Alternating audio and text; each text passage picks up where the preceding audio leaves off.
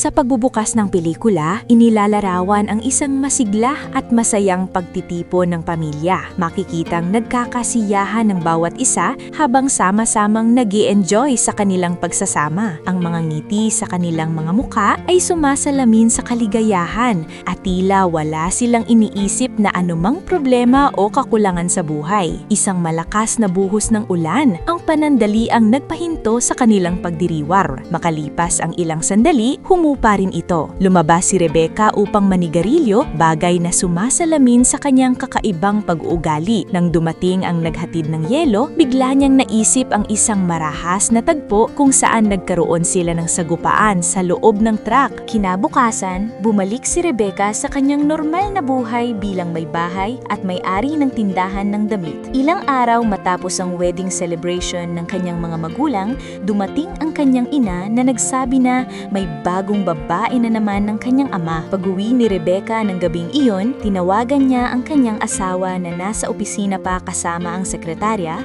at tinanong kung may ipapabili ito. Saglit siyang huminto sa isang convenience store kung saan napansin niya ang isang lalaking customer. Halos walang tao sa loob maliban sa kahero. Nang magdikit ang kanilang mga braso, kapwa nilang naramdaman ang tensyon. Sa kabila ng lamig ng aircon, uminit ang kanilang sandali habang ang kahero ay nakapanood ng Viva Max live action. Isang araw, nagbakasyon ng mag-asawa kasama ang kanilang anak upang magsaya. Para kay Rebecca, naging espesyal ang araw nang napansin niya si Andre, isang gwapong lalaki. Saglit siyang nagpaalam upang bumalik sa cottage para kunin ang sunblock. Ngulit agad siyang sinundan ni Andre at ang kasunod nito ay bigla siyang ginakhammer ni Andre. Bigla namang nasugatan ng anak ni Rebecca. Nagmadaling bumalik ang kanyang asawa sa cottage upang gamutin ang sugat nito. Dahil dito, isang katok at tawag mula sa asawa ang biglang nagpahinto sa masayang sandali ni na Rebecca at Andre. Mabilis na itinago ni Rebecca si Andre sa banyo at nang magkaroon ng pagkakataon, agad siyang nagtipi. Pagdating ni Rebecca sa kanilang bahay, nasilayan niya ang kanyang mga magulang na nag-aaway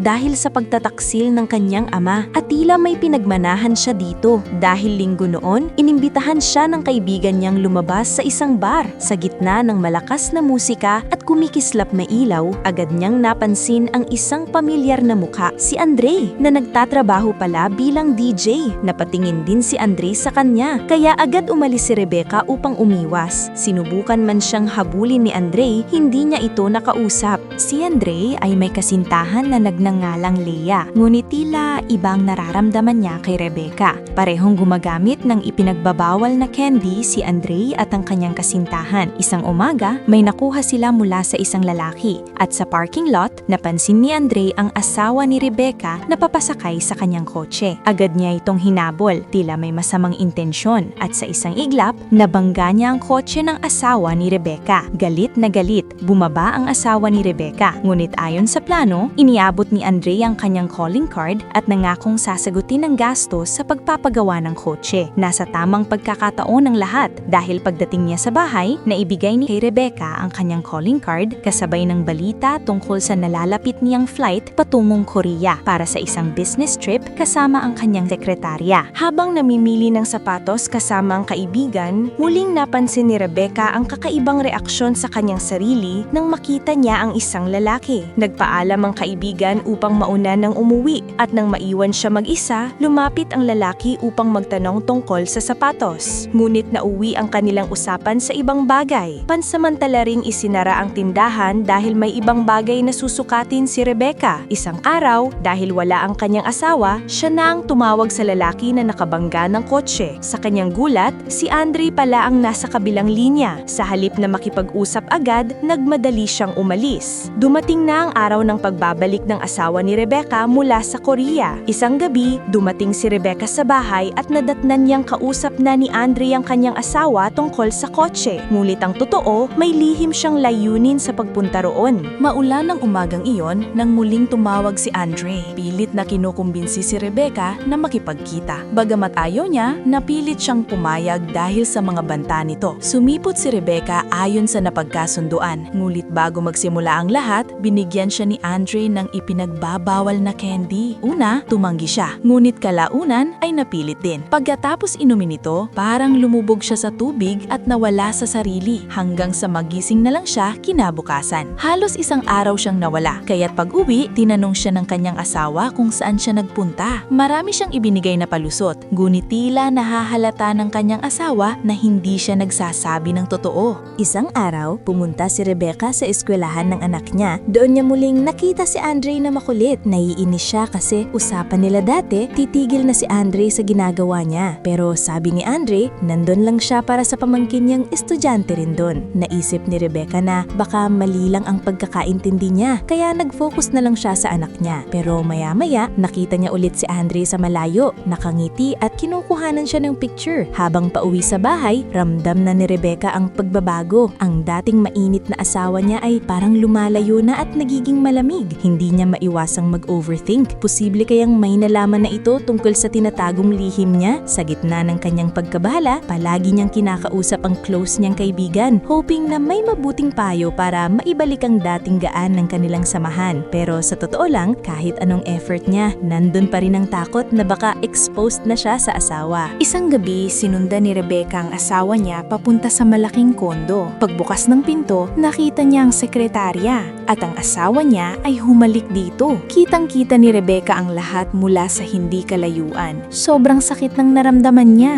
Pareho lang pala silang may lihim. Umalis siya na umiiyak, pero biglang lumitaw si Andre at sumunod din sa kanya ng palihim. Alam niyang ito na ang perfect timing para lapitan si Rebecca. Habang nag-uusap sila, biglang dumating si Leah, ang girlfriend ni Andre. Naputol ang moment nila at nag-away sila. Sa init ng galit, natulak ni Andre si Leah at sa malas, tumama ang ulo nito sa pader. Sa bahay, kinumpronta ni Rebecca ang asawa niya. Pero bago pa lumaki ang away, inamin ng asawa niya na mahal pa rin niya si Rebecca. Iniwan na rin pala niya ang sekretarya. Pagkatapos ng gabing iyon, napatawad siya at nag-init ulit ang kanilang malamig na relasyon. Samantala, binugbog naman si Andre ng mga kapatid ng girlfriend niya bilang paghihiganti pagkatapos ng nangyari. Dinala siya sa ospital at sa huli, nakulong dahil sa kaso niya. Hindi nagtagal, binisita siya ni Rebecca at inamin niya ang lahat ng kasalanan niya. Kahit ganon, tinanggap pa rin siya ng mapagpatawad niyang asawa.